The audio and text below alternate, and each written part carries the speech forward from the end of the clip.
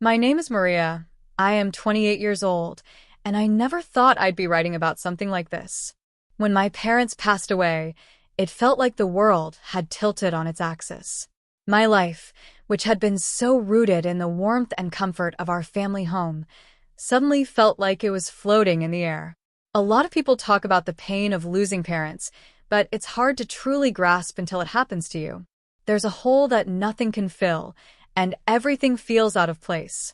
The hardest part wasn't just saying goodbye to them, it was the shift that came afterward, the way everything changed, how the family I had known all my life was now fractured and, in a sense, lost. My older brother, Mark, quickly stepped in to handle everything. I guess that's what older siblings do. He'd always been the more practical one, the one who had his life together, the one who made decisions quickly, without second-guessing himself. It wasn't that I didn't trust him, but somehow, it felt like he took over in a way that didn't leave much room for me. I understood he was just trying to be responsible, but it was hard to shake the feeling that, in doing so, he was removing me from everything that had once been mine. It wasn't that I wanted to be the one to make all the decisions, but I wanted to say, I wanted some space to grieve without feeling like someone else was sweeping in and making it all disappear before I was ready. Mark was the one who arranged the funeral, the one who made sure the bills were paid, the one who organized everything. And then he sold the family home. I knew the house was too big for just me. I knew it needed work, and it was clear it had become more of a burden than a blessing, but there was something about it. The way it held all our memories, the way the walls seemed to breathe with the echoes of my childhood. It felt like the last link I had to my parents. Losing it felt like losing them all over again. I wasn't exactly thrilled about Mark's decision, but I figured it had to happen. The house was old and had a ton of upkeep. It wasn't the kind of place I could maintain on my own. Still, I wasn't ready to let it go. Not yet. I thought that maybe, just maybe, I would find a way to keep it or find some time to sort through the things I had left behind. But Mark was on a different timeline, his timeline, the one that didn't leave much room for sentimentality. He was already moving forward, while I was still standing at the starting line, trying to figure out how to catch my breath. Then, Mark told me to clear out all my childhood stuff from the attic. He made it sound simple, like it was no big deal. It's just junk, he said. That's how he put it, dismissing it with a single sentence that stung more than I expected. You've got one weekend, he said. We're selling the house, Maria. Anything left behind is going in the dumpster. Don't leave anything. We don't have time to go through boxes forever. That was Mark, practical, efficient, focused on the end goal. No time for hesitation, no room for second thoughts. But I couldn't just rush through this. There were things in that attic that meant everything to me. I knew he didn't see the value in them. To him, they were just boxes of old papers, toys, and books that had no place in the real world. But to me, those things were pieces of who I was, pieces of who we were as a family. I knew it would be hard to get everything sorted in a weekend, but I figured I could at least take my time with the things that mattered most. After all, I had grown up in that house. How could I just walk away from it all in a couple of days? I'd spent my entire childhood in that attic, tucked away with my brother, playing make-believe or looking through the boxes of family history that filled the space. The smell of old wood, the dim light from the single window, the creaky floorboards, everything about that attic was a memory. But I didn't get to hang on to it. I started on Friday afternoon, climbing up into the attic, dust swirling in the air, and trying to ignore the lump in my throat. It wasn't just about the things I was going through. It was about everything that had been left behind, the life we'd lived, and the realization that I might not ever get to relive those moments. I started with the boxes nearest to the door. The first one I opened was filled with my old books, childhood favorites, picture books, the ones my parents had read to me over and over. My fingers brushed over the worn spines, and I couldn't help but smile at how familiar they felt, but it didn't stop the ache in my chest. I placed them aside, but not before running my fingers over their pages. Next, I found my childhood toys, dolls I hadn't seen in years, their faces worn from endless hours of play. There was my teddy bear, its fur faded but still comforting. I hesitated before packing it into a box. I could always come back for it later, right? I started moving more quickly, making decisions that I would regret later. The clock was ticking, and Mark had been clear. I grabbed things that were easy to pack, items that wouldn't take much thought. But the more I went through, the more I realized how much I was leaving behind. I found the shoebox with all my old letters, handwritten notes from friends, cards from birthdays and Christmases, and even love letters from when I was in high school. I took a moment to read through one, remembering the sweetness of those first loves, the excitement of receiving something that had been written just for me. But I didn't take the box. I couldn't. There wasn't enough time, and Mark had already warned me about hoarding. The attic seemed endless. Each box I opened led to another, and with each box, the memories piled on top of each other, suffocating me. I started to feel overwhelmed, like the weight of it all was too much to carry. But I kept going, knowing that Mark would be furious if I left too much behind. I grabbed a few more things, photos, old school papers, and a few keepsakes I couldn't bring myself to part with. But as the weekend drew to a close, I realized how much I had missed, how much I had simply walked away from, thinking I had time to come back. The attic, once a sanctuary, had now become a place of regret, a place where everything I loved was now scattered in boxes. I had no more time. I had thought I'd come back for the rest later. But it wasn't like that. I hadn't realized just how final this would feel. The house was being sold, the memories boxed away, and I was walking away from something I had no idea I'd miss so much. I left so much behind, thinking I'd have time. But I didn't. And I would never have the chance to go back. Mark had already made up his mind. There was no room for negotiation, no space for debate. He had moved quickly, as always, making decisions without hesitation or second thoughts. And now, as always, I was left to pick up the pieces of whatever was left behind, trying to make sense of what I had missed, what I had lost. A week after I'd cleared out my things from the attic, I received a call from Mark. His voice was different this time, tense, shaken. The kind of tone you don't use for everyday problems. At first, I thought it was just another one of his complaints about the house sale. After all, Mark had been handling everything, and I had been avoiding the stress of it. But when I picked up the phone, I heard something in his voice that made me pause. "Maria, you need to listen to me," he said, his words quick, like he was still processing whatever had just happened. The new homeowners, they found something in the attic. I froze. The attic. That place. I'd already cleared everything out. There was no way anything important was left behind, right? After all, Mark had been so insistent about it. He'd made it sound so final, like nothing could possibly remain. "What did they find?" I asked, trying to keep my voice steady, trying not to sound as confused as I felt. "It's a box," Mark continued. "A box of old papers. I don't know what it is, but it's labeled Gramps' papers." There was a pause, as if he was waiting for me to say something. But I had no words. I didn't know what to think. The mention of Gramps hit me like a punch to the gut. Our grandfather, the man who had always been larger than life in our memories, even after he passed away. Gramps had always had this mysterious aura about him. He was a man who had seen and done so much, but he kept a lot of his life a secret from us. I could already feel the weight of the situation hanging over me. "You missed it, didn't you?" Mark asked, his voice carrying the hint of an accusation. I could hear his frustration, the tension thick in the air, but I couldn't bring myself to get angry at him. Not yet. Instead, I just felt this deep, gnawing sense of confusion. What could possibly be in a box labeled Gramps' papers that was so important? I mean, it was just old papers, right? What could they possibly be worth? The house had been cleared out. I had sorted through everything that mattered. At least, I thought I had. I had spent hours in that attic, packing things away, finding pieces of my childhood that I had long forgotten. But I had missed it. I had missed this one box, this one detail, tucked away in a corner like a forgotten relic of a past I couldn't quite grasp. Mark's voice broke through my thoughts. "I don't know what it is, Maria. But the new homeowners, they're good people. They said they'd send it to you." I didn't know how to respond. My head was spinning. How had I missed it? And why hadn't anyone noticed sooner?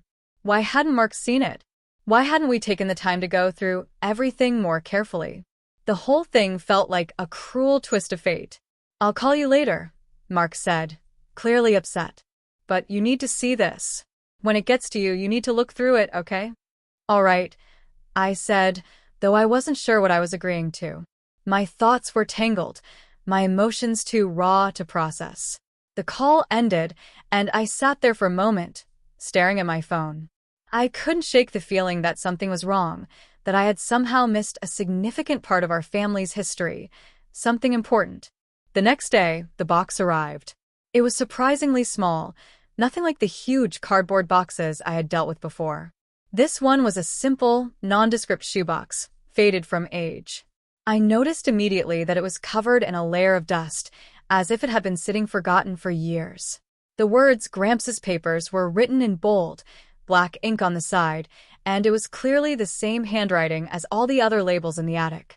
I hadn't noticed it before, but now, as I held it in my hands, the weight of it felt more significant than I could have imagined. I sat down at the kitchen table and slowly opened the box, feeling a strange mix of anticipation and dread. Inside, there was a stack of yellowed papers, carefully folded and tied with a faded string. My heart raced as I carefully untied the string, the sensation of time slipping away from me making me want to hurry, but I forced myself to slow down. I needed to be careful with this.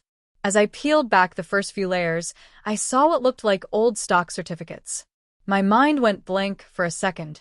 I wasn't sure what I was looking at.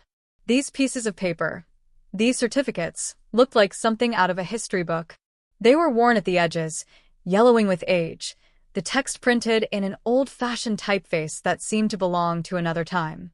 The whole thing felt surreal, like I was opening a treasure chest of something long forgotten, something that had been tucked away for years, just waiting to be discovered. I held one of the certificates up to the light, the paper feeling fragile in my hands. I didn't understand at first. What were these? Stock certificates? The names on them didn't mean anything to me. They were printed with the name of a company I didn't recognize. It looked like a tech startup from the 1980s, one that our grandfather had once believed in. I almost couldn't believe it. Gramps had always had this knack for seeing potential in things that no one else believed in. He'd invested in countless ventures over the years, always with this quiet confidence, like he knew something others didn't. But I had never paid much attention to his business dealings. They seemed like a distant part of his life that I didn't really understand. And yet, as I flipped through the certificates, a sinking feeling began to settle in my stomach. These weren't just any stock certificates. They were from a company that, as I slowly began to piece it together, had grown into one of the biggest, most successful tech companies in the world. Gramps had believed in it when no one else did, and now, decades later, those stocks, those little slips of paper, were worth a fortune. I could hardly breathe. It was almost impossible to wrap my mind around it. A small, unassuming shoebox filled with what I had once considered old, useless papers had turned out to be the key to something much bigger than I had ever imagined. This wasn't just a box of family memories or old papers. This was a small fortune. I couldn't process it at first. It felt too unreal. Mark had thrown all of this away, thinking it was just junk, just paperwork from an old project Gramps had worked on. But it wasn't junk. It was a treasure. And I had missed it. I had missed it all. The truth began to sink in slowly, and as it did, my heart sank with it. The new homeowners, kind as they were, had done the right thing by sending it to me. But the damage was done. Mark had thrown away millions of dollars worth of stock certificates without even realizing it. And now, I was left holding the pieces of a past that could never be put back together. As I carefully sifted through the papers, my hands trembling slightly, a sense of disbelief washed over me. The box of documents I had once considered old family junk suddenly felt like it held the weight of the world. Each certificate I unfolded was like a puzzle piece falling into place, revealing something I had never expected, something I didn't even know I was looking for. These weren't just old stock certificates or forgotten pieces of our grandfather's past. They were far more significant. These were shares from a tech startup, a company our grandfather had believed in back in the 1980s. I recognized the name now, even though I hadn't been aware of it before. I couldn't believe it. I had heard my grandfather speak about his early ventures, about his investments in risky projects, and the companies he believed in when no one else did. He had always talked about these things with such passion, as though he could see the future unfolding in front of him. But back then, I hadn't understood. I hadn't understood the magnitude of his faith in those projects. At the time, this startup had been small, barely scraping by, struggling to make a name for itself in an industry still in its infancy. The world hadn't caught on to the tech revolution that was coming. In those days, the idea of a computer in every home or an internet that connected the world had still been the stuff of dreams. But Gramps, ever the visionary, had seen the potential. He'd invested his money, his time, and his faith into something that no one else had believed in. Now, decades later, this company was no longer small. It had grown beyond anyone's wildest imagination. It was one of the biggest names in the world. The kind of company that shaped industries and changed the course of history. The kind of company that everyone knew, whether they were in tech or not. Gramps had believed in it when no one else did, and now it was a global powerhouse. The more I looked at the papers in front of me, the more I understood. Each certificate, faded and brittle with age, was a piece of history, a claim to something far bigger than I had ever imagined. The company had gone public years ago, and the value of its stock had soared in the years since. I could hardly comprehend the numbers I was seeing on the certificates. Millions of dollars, hundreds of millions, maybe even more. These certificates weren't just valuable, they were worth a fortune. A fortune that had been sitting in a dusty box for all these years, waiting for someone to notice. I could feel my heart racing as I began to realize the magnitude of what I was holding in my hands. This was no longer just an old shoebox of family papers. These weren't relics of the past that could be dismissed. No, these were shares in one of the most successful companies of our time. My grandfather had been a part of something truly groundbreaking, and now I had access to that legacy. But with that realization came another, much darker thought, one that left me reeling with shock and disbelief. I had missed the chance to have all of them earlier. I could barely breathe as the truth of it hit me. Mark had sold the house. He had cleared out the attic. He had thrown away boxes of things he deemed worthless.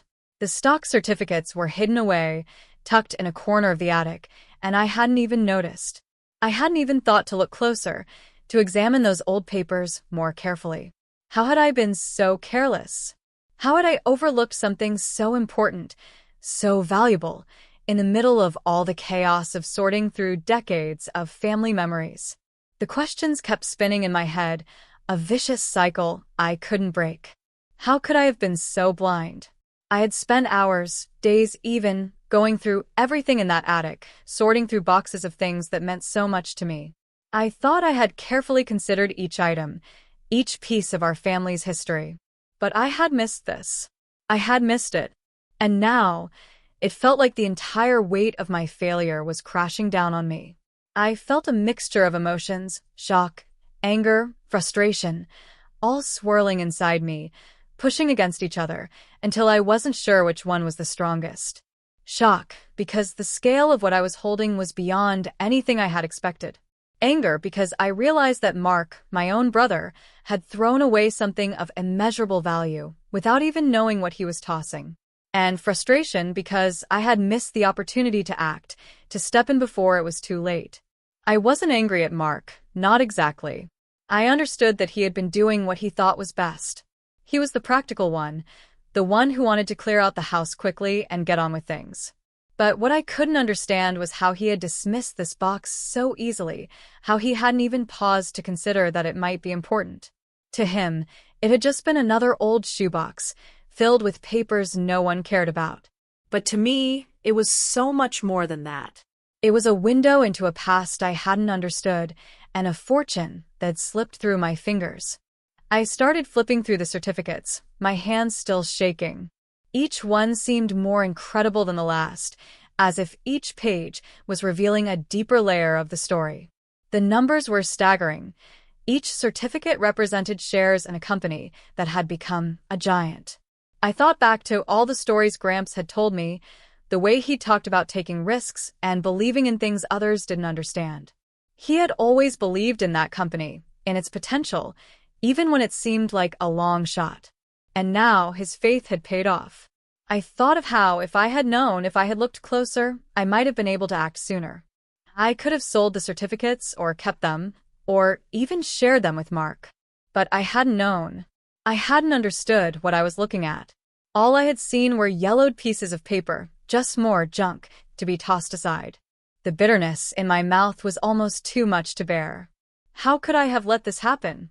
How could I have been so careless? The pain of missing this opportunity was sharp, like a stab in the chest.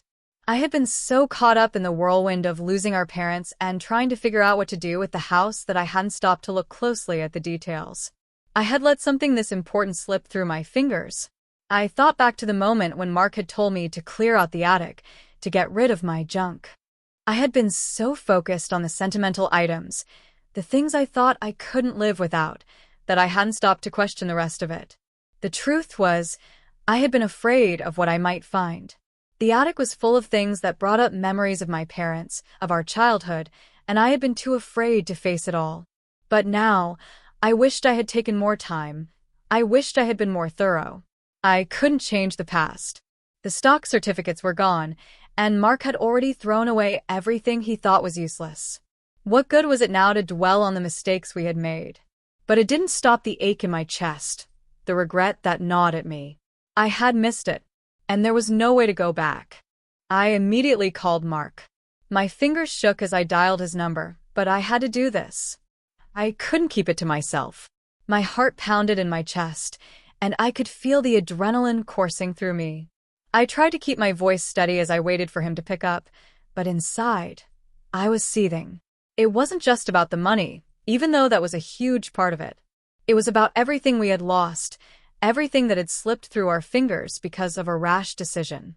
When Mark answered, I didn't waste time with pleasantries. Mark, you won't believe what I found. The silence that followed was thick, almost suffocating. I could already feel him bracing for whatever I was about to say. He was always quick to react, always defensive, even when it wasn't needed. And sure enough, when he spoke, his voice was tight, as if he was already preparing for a fight. What now? Maria, we're both dealing with enough stress. Can't you just... Mark, listen. I cut in, frustration creeping into my voice despite my best efforts to keep it in check. The box with Gramps' papers. Those weren't just papers. They're stock certificates for that startup. The one Gramps always talked about. Do you even know what these are worth? There was a long, agonizing pause on the other end of a line, one that seemed to stretch on forever. I could hear him breathing heavily, almost like he was trying to process what I had just told him, but I wasn't sure he fully grasped the weight of it yet. My heart raced as I waited for him to respond, feeling like the ground was slipping out from under me. Finally, Mark's voice came through, quieter than usual, and I could tell he was in shock. You're kidding. I wanted to scream. I wanted to shout at him, to make him understand how serious this was. But instead, I forced out a breath, trying to stay calm even though my emotions were on the edge of exploding. I wish I was, I said, my words coming out harsher than I intended. This is a fortune, Mark. And you sold the house, threw away all of it. You literally tossed millions into the trash, Mark. The weight of those words hung in the air, and I could hear the guilt in his voice when he finally spoke. I didn't know, Maria.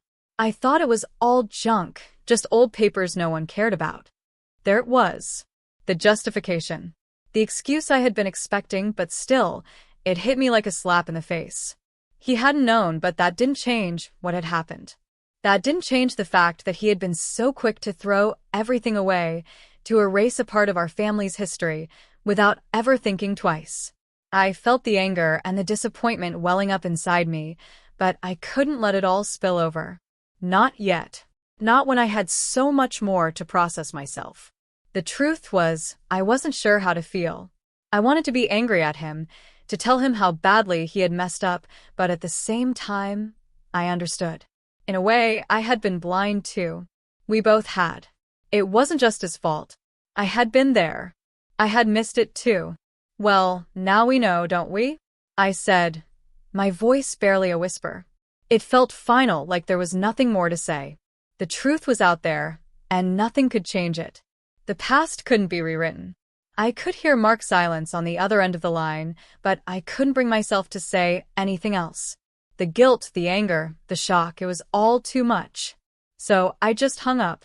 The click of the phone felt like the closing of a door, the end of a chapter that I wasn't sure how to face. As I sat there, staring at the phone in my hand, I felt like I was drowning in a sea of regret. I couldn't shake the image of those stock certificates, the fortune they represented, and the fact that we had lost it all. I wanted to scream, but the tears wouldn't come. It wasn't about the money. It was about the family legacy, the history that had slipped away without anyone even realizing it. I wasn't angry at Mark, not in the way I had thought I would be, but I couldn't just forgive him either.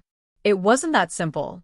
This wasn't just about a careless mistake, it was about something bigger. It was about the trust we had, the connection we shared as siblings, and the responsibility we had to protect the memories of our parents and grandfather. But now, all of that felt like it had been thrown away. The worst part, the part that cut deeper than anything else, the box was gone. I leaned back in the chair, my mind racing. The new homeowners had already taken it with them. I knew they were good people.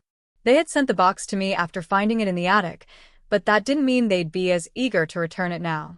I had no idea if they even realized what it was, or if they cared enough to give it back. They might have seen it as just another piece of family clutter, just old, yellowed papers that meant nothing to them. I squeezed my eyes shut, trying to push away the panic that was threatening to take over.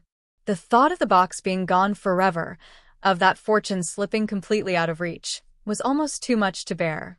I had no control over what the new homeowners would do. All I could do now was wait. Wait and hope that somehow they would come through. That they would be as honest and caring as they had been when they sent me the box in the first place. But a part of me was already preparing for the worst. What if they didn't realize the value of what they had found? What if they threw it out, or worse, kept it for themselves? The thought was unbearable. The one thing that had the power to change everything, our family's history, our financial future, was gone. And there was nothing I could do to get it back. I sat there for what felt like hours, staring blankly at the wall, trying to collect my thoughts, trying to figure out what to do next. I felt like I had lost everything. I had lost the opportunity to save the stock certificates, and now I might be losing the chance to reclaim them. All because we hadn't been careful enough, because we had been so eager to move on from the past that we hadn't stopped to see what was right in front of us. I couldn't undo the past. I couldn't change what Mark had done, or what I had missed. But as I sat there, waiting for some sort of resolution, I realized that it wasn't just about the money or the certificates. It was about something deeper. It was about the family, the memories, and the legacy that was now at risk. And now, all I could do was wait.